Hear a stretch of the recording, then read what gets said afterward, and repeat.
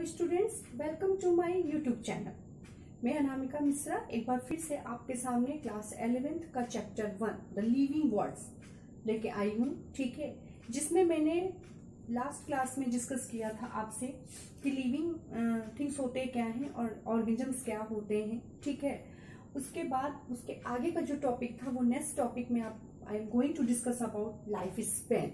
ठीक है, life Spain के बारे में आप सुने होंगे कि लाइफ स्पेन का मतलब कोई भी ऑर्गेनिज्म से उसका जो एज होता है, जो उसकी आयु होती है, वो औसत कितना होता है। ठीक है, एक्यूरेट तो कोई नहीं बता सकता, लेकिन फिर भी एक रहता है कि हाँ लगभग इतना होता है एज। ठीक है, जिसमें हम आपसे बताना चाहेंगे कि सबसे पहले तो लाइफ स्पेन है क्या।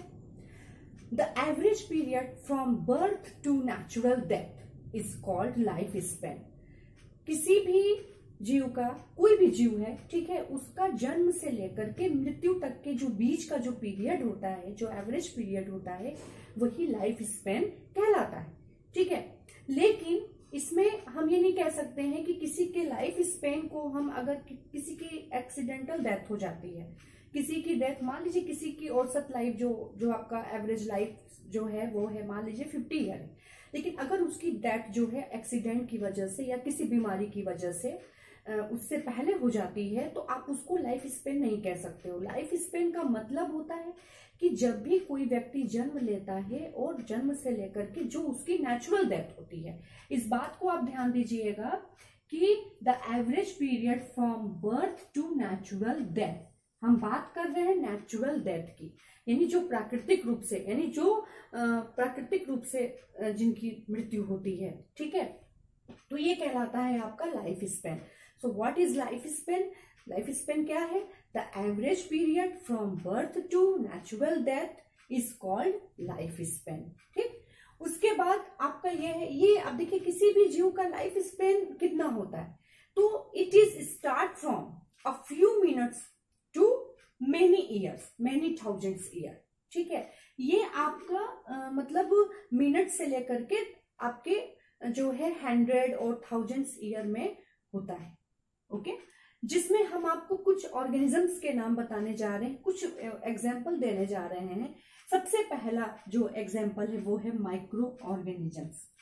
माइक्रो ऑर्गेनिजम्स मीन्स आप जानते हो, वायरस हो गया, बैक्टीरिया हो गया, जर्म्स है, फंजाई है, एल्गी, ये सारे जो है आपके माइक्रो ऑर्गेनिजम्स कहलाते हैं, जो छोटे छोटे जीव होते हैं, जो बहुत ही माइक्रोस्कोपिक जीव होते हैं। ठीक है, जिन्हें हम माइक्रोस्कोप से देखते हैं, काफी छोटे होते हैं। इनकी जो लाइफ स्पेन होती है वो कितनी होती है? इनकी life span a few minutes to a few hour, यानी कुछ मिनट से लेकर के कुछ घंटों में ही इनका जो जीवन काल चक्र है वो समाप्त हो जाता है। माइक्रो ऑर्गेनिजम्स की लाइफ साइकिल कितनी है, लाइफ स्पेन कितनी है? A few minutes to a few hour, यानी कुछ मिनट से शुरू होता है और कुछ घंटों में ही खत्म हो जाता है। नेक्स्ट है आपकी fruit fly. Fruit fly Drosophila, इसकी जो लाइफ स्पेन होती है वो आपकी कितनी होती है? 1 मंथ। 1 मंथ मीन्स आपका 30 डेज, 30 दिनों का होता है। ओके, द नेक्स्ट है आपका मॉथ एंड बटरफ्लाइज।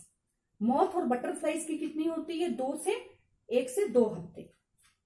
1 से 2 हफ्ते का मतलब आपका जो है 7 से 14 या 15 दिनों की लाइफ स्पेन होती है। मॉथ और बटरफ्लाई की हम बात कर रहे हैं, जिसे हम तितली भी कहते हैं, बटरफ्लाई को हम तितली भी कहते हैं। नेक्स्ट है आपका राइस एंड व्हीट, जो आपका सीरियल से है, अनाज से है। इसका जो लाइफ स्पेन होता है वो कितने से कितने दिनों का होता है? 3 से 4 महीने का होता है। ठीक है, उसके बाद आपका रेड। मैंने कुछ इंपॉर्टेंट ऑर्गेनिजम्स के नाम आपको बताए हैं जो कि आप जनरल अपने डेली लाइफ में सुनते हो, देखते हो, इसलिए मैं ये एग्जांपल दे रही हूँ कि ये आपको समझने में भी इजी होगा और आप इसको याद भी कर सकते हो।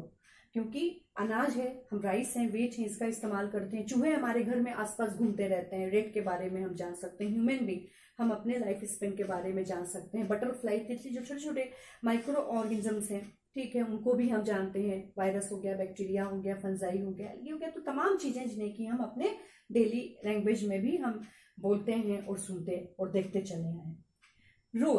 रोज जो है, गुलाब, इसकी जो लाइफ स्पेन है वो है 10 ईयर। रेड की मैंने कितनी बताया? रेड की 4 ईयर। रेड की जो लाइफ स्पेन होती है, वैसे उसको कोई मार देता है, जहर दे देता है, वो अलग बात है, वो खुद से मर जाता है, ठीक है, तो वो अलग मैटर है, इट डजेंट मैटर। बट उसकी जो लाइफ स्पेन होती है, अगर वो अपनी लाइफ स्पेन नेचुरल तरीके से वो जीना, अगर उसको जीना होगा तो वो 4 ईयर तक वो जी सकता है। रोज, गुलाब हम कहते हैं, इसकी लाइफ स्पेन 10 ईयर्स है। देन आपका रेबिट, रेबिट का भी आप नाम सुने हो, रेबिट अपने घरों में भी हम लोग रखते हैं, रेबिट जो है डोमेस्टिक एनिमल में आता है, ठीक है। तो इसकी जो लाइफ स्पेन होती है वो कितनी होती है, 13 ईयर्स होती है। रेबिट की जो लाइफ स्पेन होती है 13 ईयर्स होती है। क्रो की लाइफ स्पेन जो होती है 15 ईयर्स होती है। एंड ह्यूमन बींग की 190 से 100 ईयर होती है। कभी कभी 105 ईयर भी लोग सरवाइव कर जाते हैं।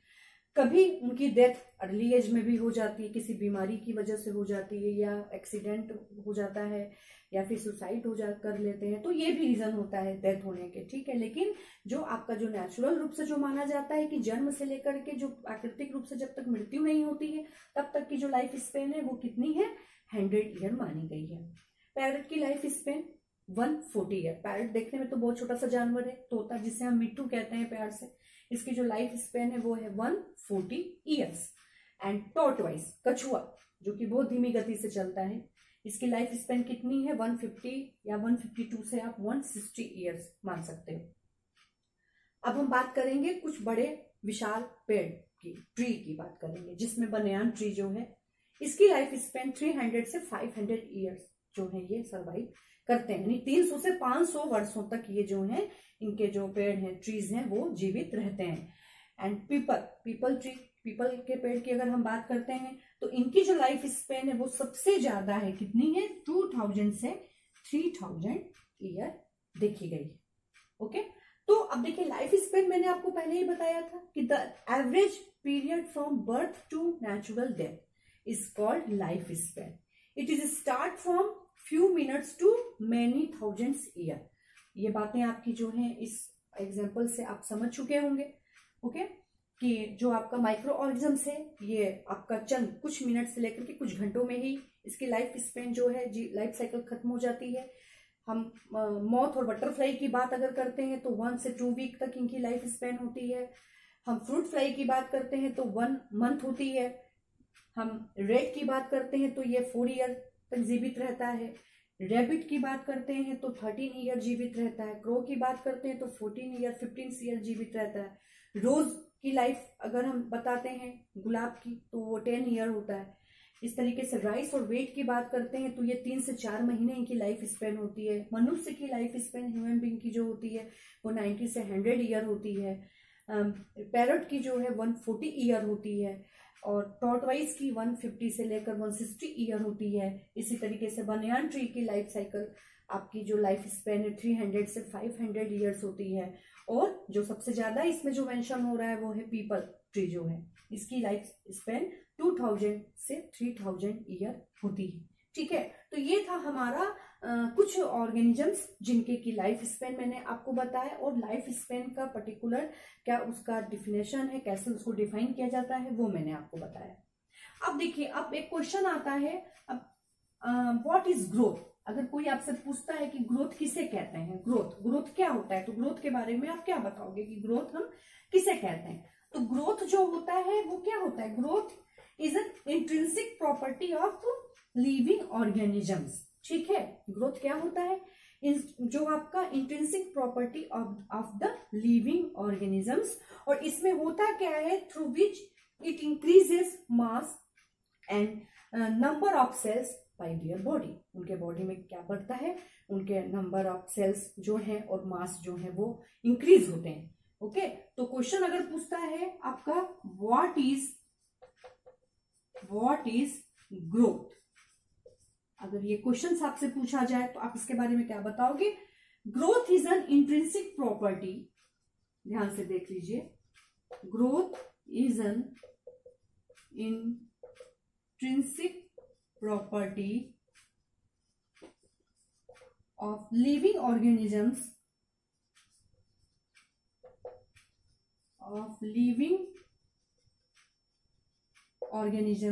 ठीक है, through which it increases which it increases mass and number of cells, mass and number of cells by their bodies। अब ध्यान से देख लीजिए इसे आप। ग्रोथ क्या होता है? वृद्धि, जिसे हिंदी में हम क्या कहते हैं? वृद्धि कहते हैं। Growth is an intrinsic property. Intrinsic means जो स्वाभाविक रूप से जो होता रहता है, जो आंतरिक रूप से होता रहता है, जो इंटरनली आपका धीरे धीरे होता रहता है ग्रोथ। तो ग्रोथ को हम कहते हैं कि growth is an intrinsic property of living organisms. जो भी लिविंग ऑर्गेनिजम्स होते हैं उनका क्या है? इंट्रिंसिक प्रॉपर्टी है, यानी ये आंतरिक गुण है जो धीरे धीरे मनुष्य के अंदर, जानवरों के अंदर, पेड़ पौधों के अंदर वो होता रहता है। ठीक है। Through which it increases mass and number of cells by body. उसके बॉडी के द्वारा क्या चीजें बढ़ती हैं? नंबर ऑफ सेल्स और मास जो है वो इंक्रीज होता है, वो बढ़ता है। तो ग्रोथ क्या है? Growth is an intrinsic property of living organisms through which it increases number of cells and mass by their body. Body के थ्रू जो है ये चीजें बढ़ती रहती है। नंबर ऑफ मास इंक्रीज होता है और साथ ही नंबर ऑफ सेल्स जो है वो बढ़ते रहते हैं। तो ग्रोथ के बारे में हमने आपको ये बताया। एंड देन आपका नेक्स्ट है, next question, what is metabolism? What is metabolism? Metabolism के बारे में हमने पहले भी डिस्कस किया था कि हम मेटाबॉलिज्म को डिफाइन कर सकते हैं, the sum total of chemical reactions जो भी होते हैं which occurs in all living organisms, जो भी हमारे बॉडी के अंदर, जो भी लिविंग ऑर्गेनिजम्स के भीतर बॉडी के अंदर जो भी केमिकल रिएक्शंस होते हैं वो क्या कहलाते हैं? आपके मेटाबॉलिज्म कहलाते हैं। तो मेटाबॉलिज्म को आप कैसे डिफाइन कर सकते हो? Is defined as the sum total of all chemical reaction. Metabolism हम कैसे डिफाइन कर सकते हैं? Is defined as the sum total of all chemical reactions that occurs in the organisms.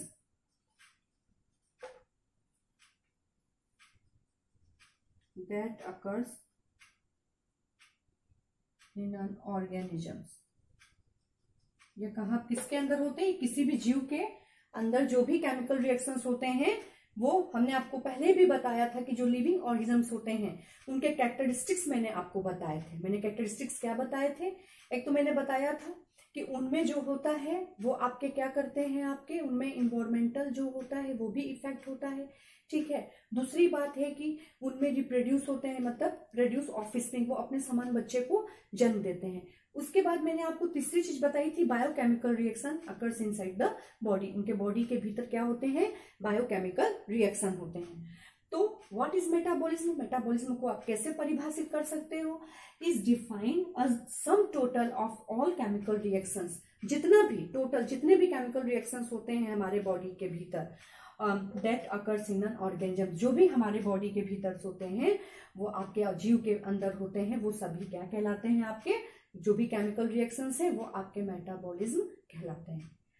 अब नेक्स्ट है आपका, अब देखिए कुछ ऐसे भी ऑर्गेनिजम्स होते हैं जो कि आपके रिप्रोड्यूस नहीं करते हैं, वो अपने समान बच्चे को जन्म नहीं देते हैं। अगर हम नॉन लिविंग थिंग्स की बात करते हैं तो नॉन लिविंग थिंग्स जो होता है कैन इंक्रीज देयर मास, उनके जो मास जो होते हैं, जो बढ़ते हैं, वो एक्यूमुलेशन जो होता है, उनके बाहरी जो आउटर सरफेस होते हैं उस पर कुछ मटेरियल जो होते हैं वो एक्यूमुलेट हो जाते हैं, वो कहलाते हैं। ठीक है। तो अगर हम नॉन लिविंग थिंग्स की बात करते हैं तो non living things can also increase in mass, मतलब वो अगर बढ़ते हैं तो उनमें क्या बढ़ता है?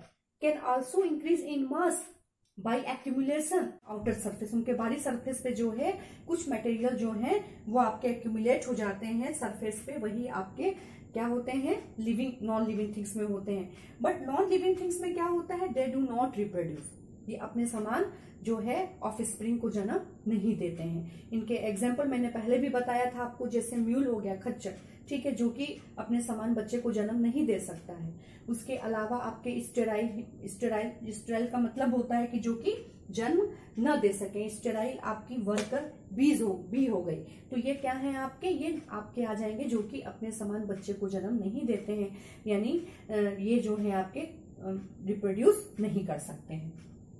तो अब नॉन लिविंग थिंग्स में हम देखते हैं कि नॉन लिविंग थिंग्स में क्या होता है। तो हम अभी तक लिविंग के बारे में हम आपसे डिस्कस कर रहे थे, बट नॉन लिविंग थिंग्स जो होता है, non living things can also increase in mass by non living things can also increase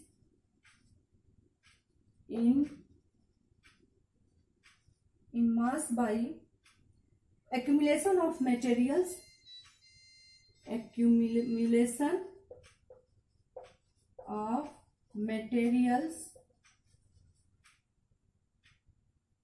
on surface। उनके सरफेस पे कुछ मटेरियल्स होते हैं जो कि एक्यूमुलेट हो जाते हैं और जिससे उनका जो मास होता है वो इंक्रीज हो जाता है, ठीक है। So non living things can also increase in mass by, कैसे उनका मास बढ़ता है, accumulation of material on surface. उनके सरफेस पे मटेरियल जो होते हैं वो एक्यूमुलेट हो जाते हैं, इसी के द्वारा जो है इनके जो मास है वो क्या होते हैं, इंक्रीज होते हैं। बट जो नॉन लिविंग थिंग्स होते हैं डू नॉट रिप्रोड्यूस, ये जो होते हैं आपके रिप्रोड्यूस नहीं होते हैं। Non living things do not reproduce, ये रिप्रोड्यूस नहीं होते हैं। एग्जाम्पल म्यूल हो गया, हम आपसे म्यूल के बारे में मैंने पहले ही बताया था कि खच्चर जिसे हम कहते हैं, स्टेराइल वर्कर बीज, जो स्टेराइल वर्कर बी जो होती है ये भी क्या होती है, रिप्रोड्यूस नहीं कर सकती है, अपने समान बच्चे को जन्म नहीं दे सकती है। ओके, तो ये इतनी बातें आपको क्लियर हो गई। अब देखिए, ये यहां तक बातें आपको समझ में आई, मेरी समझ से आपको सारी बातें क्लियर हो गई होंगी। सबसे पहले तो ग्रोथ क्या है, ग्रोथ जो है वो intrinsic property of living organism है, ठीक है, जो कि आपके किसी भी जीव के अंदर जो होता है वो स्वाभाविक रूप से जो है वो ग्रोथ आपका होता रहता है। मेटाबॉलिज्म के बारे में मैंने क्या बताया, is defined as the sum total आपका of all chemical reactions that occurs in organisms, जो कि लिविंग ऑर्गेनिजम्स में होते हैं। सारे केमिकल रिएक्शंस, सभी टोटल केमिकल रिएक्शंस वो आपके मेटाबॉलिज्म कहलाते हैं। उसके बाद हमने बोला कुछ ऐसे भी जीव होते हैं जो कि रिप्रोड्यूस नहीं करते हैं। तो आप नॉन लिविंग थिंग्स के बारे में देख लीजिए। Non living things can increase in mass, किसके द्वारा उनका मास इंक्रीज होता है, by accumulation of material on surface. उनके सरफेस पे कुछ मटेरियल्स की जो है परत जम जाती है, जिस वजह से उनके जो मास होते हैं वो इंक्रीज हो जाते हैं, but they do not reproduce. ये जो है आपके जो नॉन लिविंग थिंग्स हैं do not reproduce. For example mule हो गया, स्टेराइल वर्कर बीज हो गए। ओके, द नेक्स्ट है आपका biological organisation, level of biological organisation. आप इसको कॉपी में आप इसको लिख सकते हैं। The next one, biological organisation. अब देखिए बायोलॉजिकल ऑर्गेनाइजेशन क्या, biological organisation level of biological organisation. Okay, levels of biological organisation. अब देखिए ये कहां से स्टार्ट होता है, biological organisation start with sub microscopic molecular level. Biological organisation start with sub microscopic molecular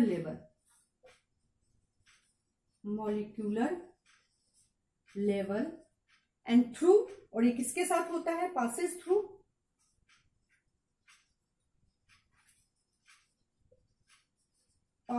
microscopic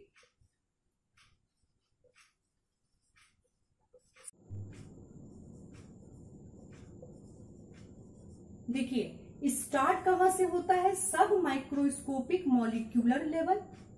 आपका सब माइक्रोस्कोपिक यानी जो काफी छोटा होता है, मॉलिक्यूलर लेवल से ये स्टार्ट होता है। बायोलॉजिकल ऑर्गेनाइजेशन की हम बात कर रहे हैं।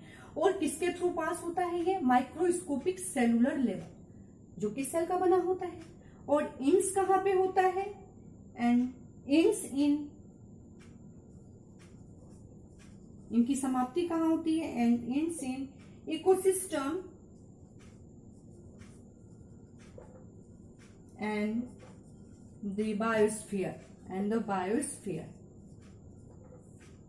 इनका अंत कहाँ पे होता है?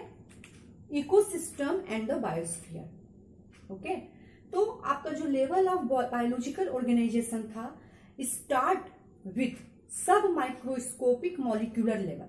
स्टार्ट कहाँ से होता है biological organisation? Start with sub microscopic molecular level and passes through microscopic cellular level. Pass किसके थ्रू होता है? Microscopic cellular level. और इसका एंड्स कहाँ पे होती है, समाप्ति कहाँ पे होती है? इकोसिस्टम और बायोस्फीयर के साथ। अब देखिए, ये तो आपका था बायोलॉजिकल ऑर्गेनाइजेशन क्या है, लेवल ऑफ बायोलॉजिकल ऑर्गेनाइजेशन। यानी जो बायोलॉजिकल ऑर्गेनाइजेशन का जो लेवल है वो स्टार्ट होता है सब माइक्रोस्कोपिक मॉलिक्यूलर लेवल से, पास होता है किसके थ्रू? माइक्रोस्कोपिक सेलुलर लेवल से, और उसकी समाप्ति कहाँ होती है? इकोसिस्टम और बायोस्फीयर। बट इसमें कुछ आपके साइंटिस्ट भी हैं जो काफी जो है इम्पोर्टेंट है, बहुत ही उनका हमारे जो है बायोलॉजी में काफी बड़ा कंट्रीब्यूशन रहा है। इसमें सम ग्रेट साइंटिस्ट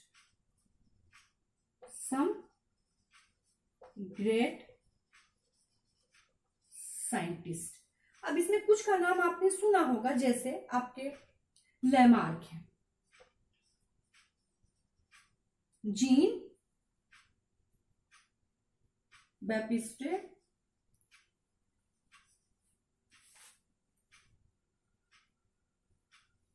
में आप लेमार्क का नाम सुने हैं। लेमार्क जो है आपके first suggested the term biology, first suggested the term.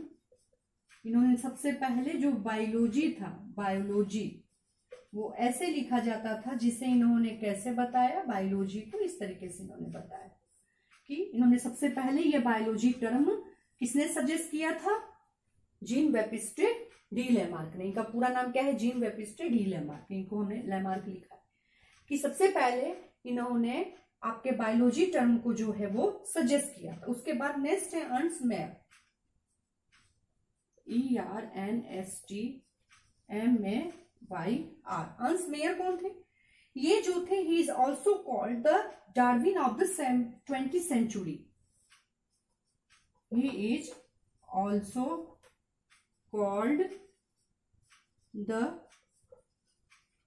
Darwin of the 20th century, यानी 20वीं शताब्दी का इन्हें डार्विन कहा जाता था। ठीक है, he is also called the Darwin of the 20th century. Okay, and was one of the 100 greatest scientists of all time। ये आपके 100 उस जमाने के 100 साइंटिस्टों में से एक माने गए थे। किसकी हम बात कर रहे हैं? अर्न्स्ट मेयर की बात कर रहे हैं। इन्हें सबसे पहले इन्हें क्या बोला गया? He is also called the Darwin of the 20th century, Darwin बोला जाता है। और ये उस समय के 100 साइंटिस्टों में से एक माने गए थे। He was the one of the greatest scientist, जो आपके टोटल ऑल ओवर जो 100 साइंटिस्ट थे उस समय के, उनमें इन्हें एक मतलब 100 में से एक इन्हें भी सबसे ग्रेट साइंटिस्ट माना गया था। उसके बाद इन्होंने जो रिसर्च किया, मेयर ने, इनके जो रिसर्च थे, इनके रिसर्च किस पे थे? इस पे देखिए, ऑर्निथोलॉजी,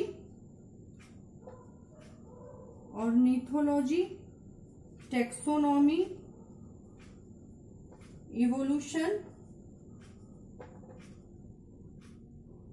इवोल्यूशन हो गया आपका, एंड आपके history and philosophy of biology. Lamarck के बारे में बच्चों आपने देखा कि जिन्होंने सबसे पहले बायोलॉजी टर्म को सजेस्ट किया था। उसके बाद Ernst Mayr, he is called the Darwin of the 20th century. 20th century का इन्हें डार्विन कहा जाता है। और इनके जो रिसर्च थे वो किस पे थे, इन्होंने किस पे स्पेंड किया था, ornithology, taxonomy, evolution, systematic and history and philosophy of biology. History और फिलोसफी, बायोलॉजी के हिस्ट्री और फिलोसफी के बारे में बताया। तीसरे जो ग्रेटेस्ट साइंटिस्ट थे वो थे कैरोलस लिनियस। कैरोलस लिनियस जिन्होंने क्लासिफिकेशन के क्षेत्र में अपना काफी बड़ा योगदान दिया, जिन्हें फादर ऑफ टेक्सोनॉमी भी कहा जाता है। फादर ऑफ टेक्सोनॉमी का मतलब इन्होंने काफी सिस्टमेटिक तरीके से जो भी किंगडम्स थे, प्लांट्स वगैरह, उनके बारे में इन्होंने काफी सिस्टमेटिक तरीके से प्रेजेंट किया, तो इसलिए इन्हें फादर ऑफ टेक्सोनॉमी भी कहा जाता है। तो ये थे हमारा जो आज का टॉपिक था। मुझे उम्मीद है कि आपको समझ में आया होगा। Next topic tomorrow I will discuss next topic. Thank you.